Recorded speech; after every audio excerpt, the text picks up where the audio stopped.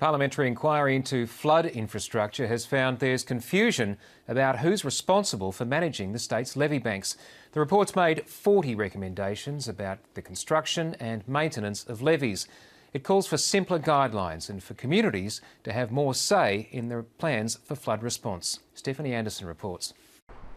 As a farmer and flood warden in Benjaroop, hard hit by floods in recent years, Lindsay Schultz understands the challenges of levee management. Look, it is a complex operation. I mean, you've got land privately owned, then you've got government owned, and then you've got, all different owners. The parliamentary inquiry found there's uncertainty about who's responsible for levees, and it may be preventing proper maintenance. There's a few banks that are pretty crook, and the CMA can't do anything. They're powerless to do anything to land owners that have got levee banks on the rivers. The report's been heralded by flood-affected communities as a sign of positive change. Among the 40 recommendations are calls for clearer rules and reduced red tape. At the moment we had so much ambiguity in the situation, so this has cleared it up a long way.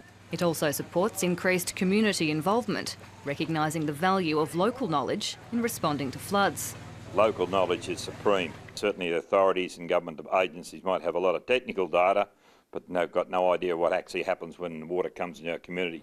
But supporters say the report is only as good as the government's response. The government will look carefully at those recommendations, work with communities and will respond to those recommendations in the usual manner.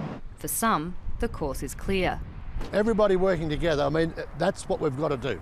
It's been doing it for the last so many hundreds of years and it's going to do it for the next hundreds of years. It's just got to be managed. The government is required to table a response within 6 months. Stephanie Anderson, ABC News, Melbourne.